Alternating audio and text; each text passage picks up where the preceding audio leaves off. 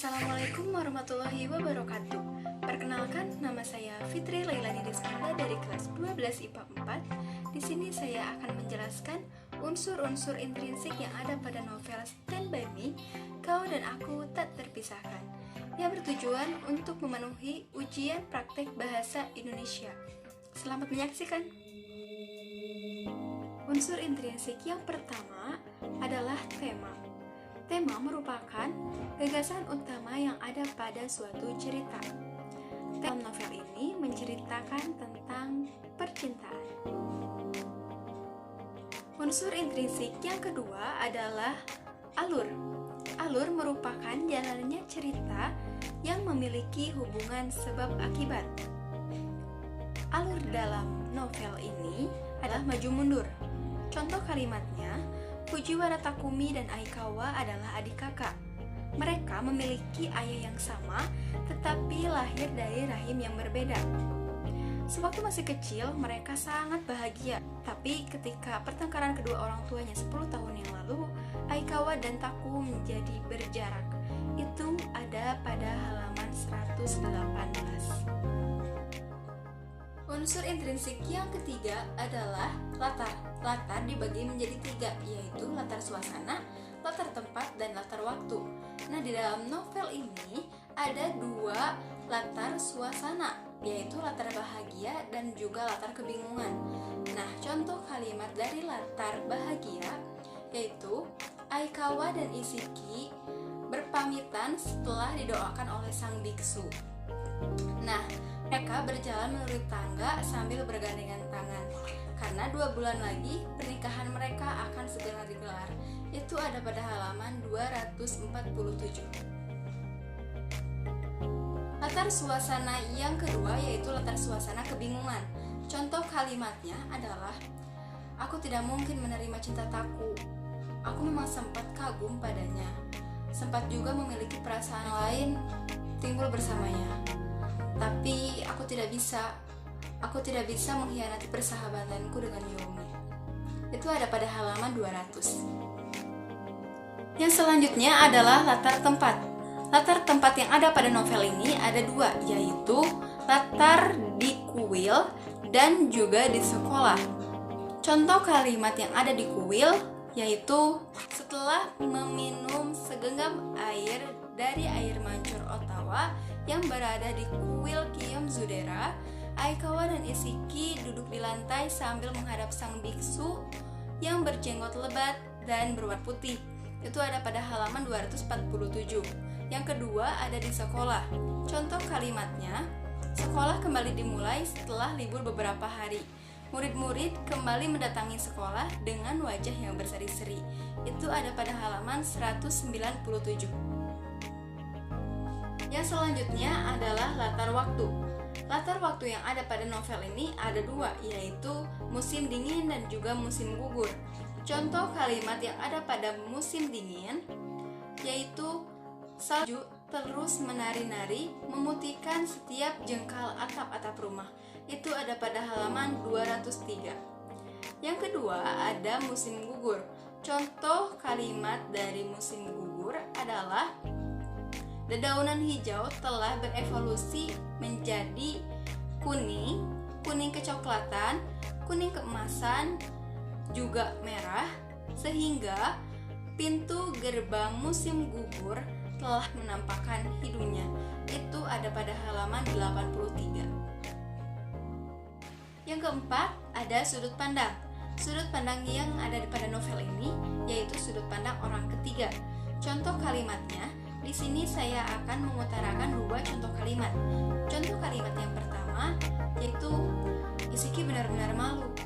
Ia tidak menyangka bahwa Aikawa masih mengingat-ingat kejadian itu.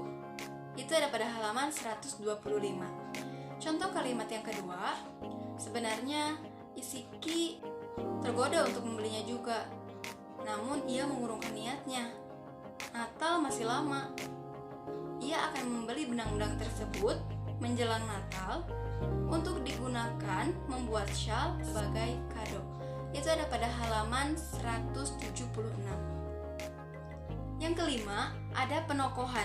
Tokoh-tokoh yang ada pada novel ini ada 11 tokoh. pertama bernama Akane Isiki. Dia berwatak protagonis. Sifatnya baik, bawel, dan mengerti perasaan orang lain. Contoh kalimat yang pertama, "Sorry, bukan maksudku membuatmu sedih. Aku hanya tidak ingin saja kamu kecewa nantinya." Itu ada pada halaman 17. Contoh kalimat yang kedua, "Aku lebih memilih menjaga perasaan sahabatku daripada menghancurkannya. Aku harap kamu paham." Itu ada pada halaman 213.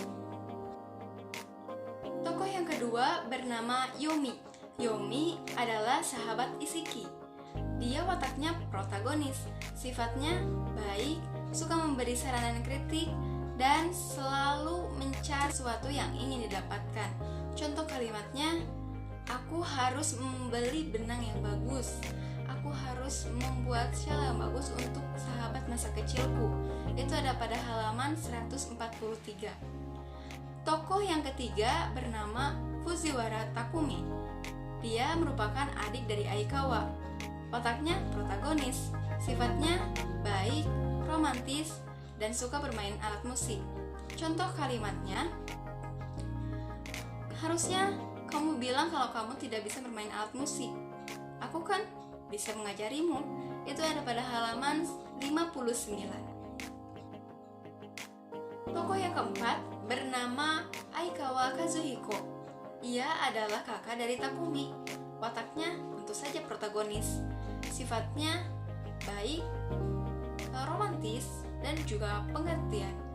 Contoh kalimatnya, Aikawa meletakkan sebatang lilin berwarna merah yang sudah dinyalakan di atas meja, kemudian meraih selimut tebal dan menyelimutkannya ke tubuh Isiki. Itu ada pada halaman 221. Ya, tokoh yang kelima bernama Hitoshi. Hitoshi ini adalah paman dari Isiki.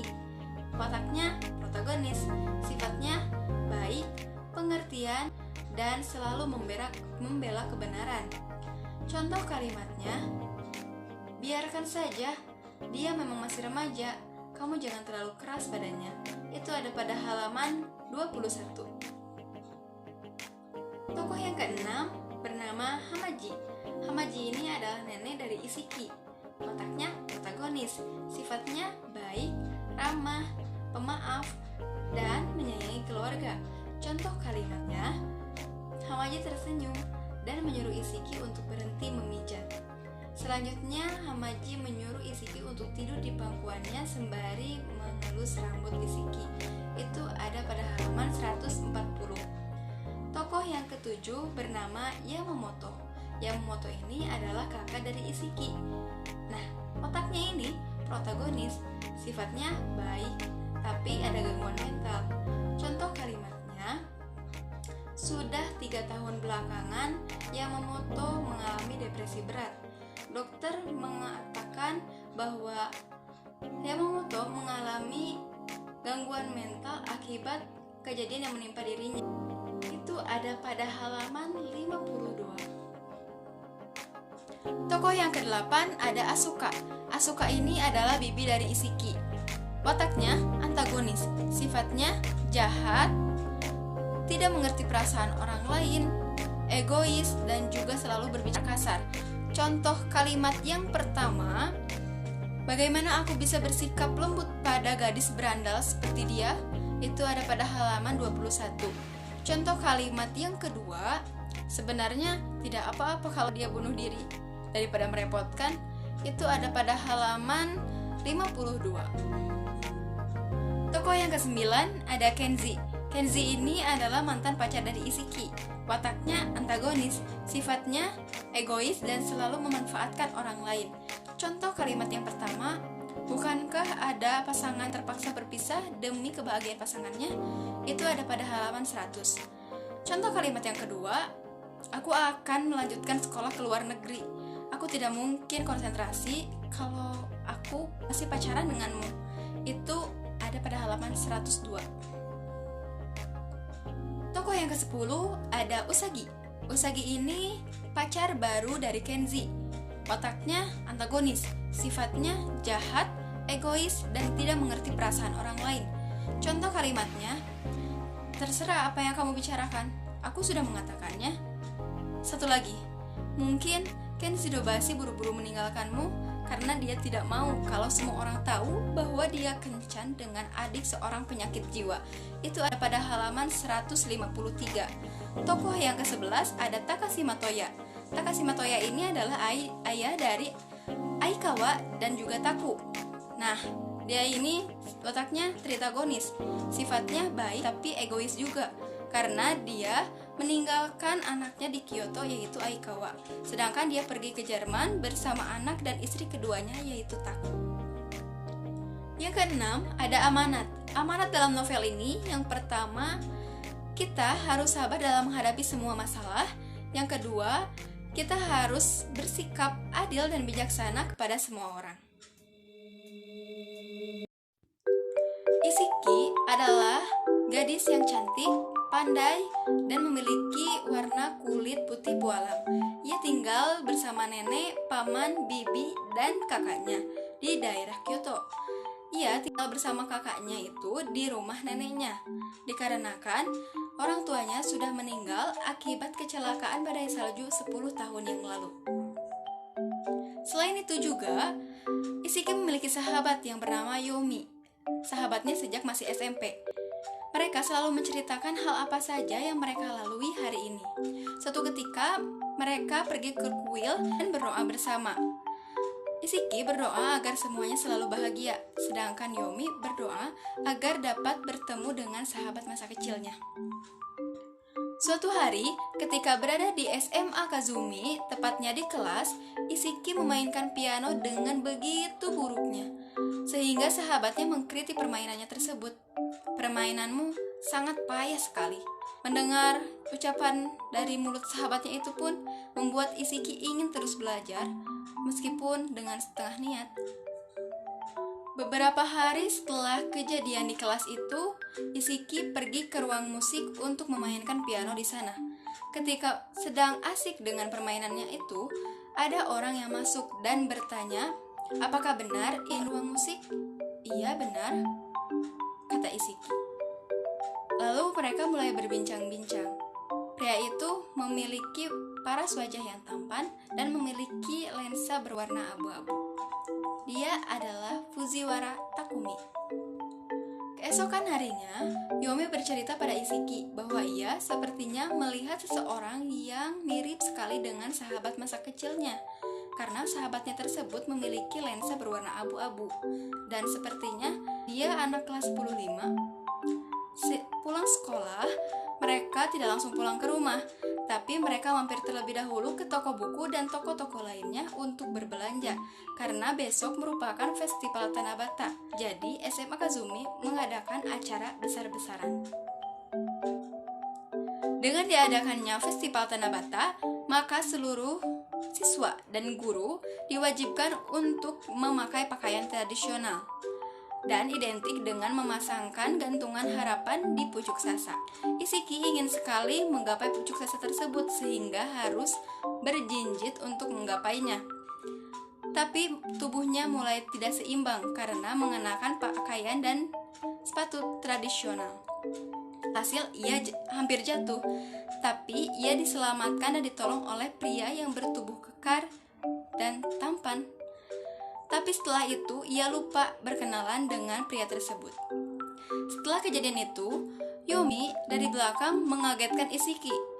Dan ia bercerita kalau ia sepertinya melihat sahabat masa kecilnya masuk ke aula, sehingga ia berniat untuk mencarinya besok ke kelas-kelas. Isiki pulang ke rumahnya. Ketika masuk ke ruang tamu, tidak ada siapa-siapa, sepi sekali. Tiba-tiba, Isiki dikagetkan dengan adanya bercakan darah yang ada di setiap alat lukis yang selalu dipakai oleh kakaknya, yaitu Yamamoto. Isiki langsung panik dan bertanya pada bibinya. Kata bibinya, kalau Yamamoto hampir saja bunuh diri.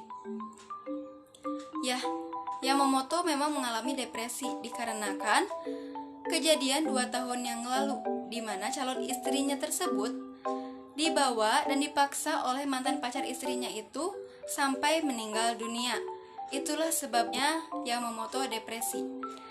Isiki langsung bergegas berangkat menuju rumah sakit jiwa yang dimana kakaknya dulu dirawat di rumah sakit itu. Setelah sampai di rumah sakit, terdapat Hamaji yaitu nenek dari Isiki dan ada Hitoshi yaitu paman Isiki yang menemani kakaknya. Lalu Isiki bertanya, kenapa ini semua bisa jadi? Ternyata itu karena neneknya lupa menaruh pisau di dekat Yamamoto. Maka dari itu ini semua bisa terjadi. Beberapa hari setelah kejadian itu, Isiki menepati janji pada Taku bahwa ia akan menemaninya jalan-jalan ke Tokyo. Dikarenakan Isiki ketahuan berbohong bahwa ia tidak bisa memainkan alat musik piano. Taku akan mengajak Isiki asalkan ia mau diajak jalan-jalan ke tempat-tempat yang indah. Dengan kebersamaan hari-hari bersama Isiki, Taku sadar bahwa ia menyukai dan mencintai Isiki. Setelah beberapa hari menemani Taku jalan-jalan, Isiki kembali ke keadaannya, masuk ke kelas dan duduk di bangkunya. Seketika itu ia melihat pria yang tidak asing dilihatnya. Seperti sudah bertemu, namun entah di mana. Lalu Yomi melihat lensa pria tersebut.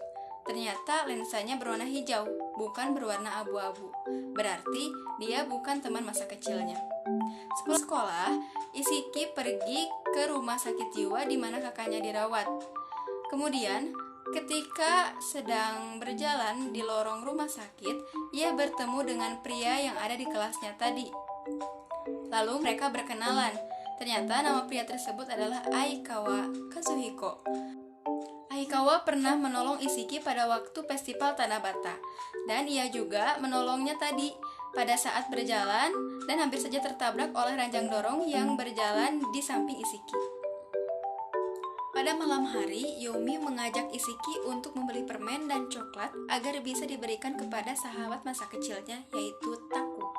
Di sisi lain, Taku sedang ada di pemandian air panas. Ia berniat meminjam sabun kepada seseorang yang ada di tempat itu. Ternyata orang tersebut adalah kakak kandungnya yang selama ini sangat membenci dirinya. Ia adalah Aikawa. Keesokan harinya, Isiki bertemu dengan Kenji. Tidak disangka, Kenji memutuskan hubungan bersama Isiki dengan alasan ia akan pergi ke luar negeri untuk kuliah hukum di Amerika. Hati Isiki sangat sakit, bahkan sampai tidak nafsu makan. Tapi untunglah ada sahabatnya yaitu Yomi dan Aikawa yang selalu menemaninya. Dan akhirnya Aikawa mengajak Isiki jalan-jalan untuk melihat pemandangan yang indah dan melihat kuil-kuil di sana. Setelah jalan-jalan akhir-akhir ini bersama Aikawa, Isiki hampir tidak sempat mengintip lagi ke ruang musik. Tetapi ketika ia berada di pintu masuk ruang musik, tiba-tiba ada seorang gadis yang keluar. Ya, dia Usagi, gadis cantik yang memiliki suara merdu. Dan juga ia merupakan pacar baru dari mantan Isiki, yaitu Kenji. Usagi menarik tangan Isiki dan menariknya ke loteng sekolah. Usagi berkata kalau Kenji hanyalah menjadikan Isiki sebagai pacar bohongan saja, karena Kenji sudah menyukai Usagi sejak masih SD, tetapi Usagi selalu menolaknya dan melampiaskan semuanya ke Isiki. Dan bukan hanya itu saja, Kenji tidak sudi jika harus berhubungan dengan adik yang memiliki kakak bergangguan mental. Mendengar hal itu, Isiki kembali sakit hati. Tetapi tiba-tiba ada Taku yang menenangkan Isiki dan memberinya coklat agar sedikit tenang. Di sisi lain, Aikawa sedang memainkan piano yang dilihat oleh Taku. Ia memuji permainan kakaknya tersebut, tapi Aikawa tidak sudi jika dipuji adiknya itu. Lalu Aikawa berbicara untuk menyuruh Taku agar menjauhi Isiki, karena menurutnya sudah cukup ia mengalah selama ini, tapi tidak untuk Isiki. Keesokan harinya, Aikawa dan Isiki memamerkan puisi dan lukisan yang telah mereka buat beberapa hari yang lalu. Mereka sangat kompak ketika mempresentasikan di depan guru dan orang lain yang melihatnya. Di sisi lain, Yomi berniat menemui sahabat masa kecilnya. Ternyata, Taku masih mengingat Yomi. Dan kemudian Yomi mengajak Taku untuk berkencan bersama dengan Isiki dan Aikawa. Pada saat kencan dimulai, semuanya senyap. Tidak ada yang memulai pembicaraan. Lalu Yomi memulai pembicaraan mengenai masa kecil mereka yang sejak dulu sangat dekat tapi tiba-tiba terpisahkan. Lalu bercerita tentang masa kecil Takumi. Tapi tiba-tiba Aikawa mendadak sakit dan harus pulang bersama Isiki. Ketika Aikawa dan Isiki pulang, Yomi mengutarakan perasaannya bahwa dia jatuh cinta kepada Taku selama hampir 10 tahun semenjak terpisah jarak. Tapi Taku belum menjawabnya. Keesokan harinya, bertepat di sekolah, Isiki dan Yomi mendapat kabar gembira bahwa nilai mereka sangat memuaskan. Bahkan, orang tua Yomi yang bisa dibilang sibuk bekerja di luar negeri pun akan segera pulang untuk menemuinya. Setelah itu, mereka pergi ke taman dan tiba-tiba ada Kenji dan langsung berbicara pada Isiki bahwa ia minta maaf atas perbuatannya dulu yang telah meninggalkan Isiki. Tapi Isiki sudah memaafkannya dan Isiki pergi dari hadapan Kenji. Isiki pun kembali ke sekolah dan menemui Taku yang sudah menunggunya di loteng atau lantai paling atas sekolah. Lalu Taku berbicara pada Isiki bahwa ia menyukai dan mencintai Isiki, tapi Isiki belum menjawabnya. Malam hari ketika salju sedang lebat, Yomi menunggu keputusan Taku dan menunggu kehadiran Taku. Ketika Taku datang, ia mengajak Yomi jalan-jalan dan main-main terlebih dahulu. Barulah ia menjawab bahwa ia tidak menyukai Yomi. Ia hanya menganggap Yomi sebagai sahabat terbaiknya, karena ia sudah menyukai gadis lain. Lalu setelah kejadian itu, Yomi pergi ke rumah Isiki dan menceritakan semuanya bahwa Taku menolak cintanya. Tapi Yomi tahu bahwa Taku menyukai Isiki karena Yomi mendengar semua percakapan mereka di loteng sekolah. Maka dari itu, Isiki mengirimkan surat kepada Taku bahwa ia tidak bisa menerima cintanya karena ia harus menjaga perasaan sahabatnya. Setelah kejadian itu, Isiki diajak oleh Aikawa pergi ke Osaka untuk bermain ski. Ketika di sana, Aikawa tiba-tiba melepaskan kalungnya dan memakaikannya di leher Isiki. Pada saat itu, Isiki merasa senang dan damai memakainya. Lalu, Aikawa mengungkapkan perasaannya bahwa ia sangat mencintai Isiki. Dan Isiki menyuruh Aikawa untuk menunggunya selama 10 tahun. Dan ketika 10 tahun, Aikawa pun menagih janji Isiki, dan Isiki pun menerimanya. Ketika itu, cinta mereka langsung disatukan oleh perantara sang biksu di kuil Kiyomizura. Sekian penjelasan unsur-unsur intrinsik dari saya. Mohon maaf bila ada kesalahan. Wassalamualaikum warahmatullahi wabarakatuh.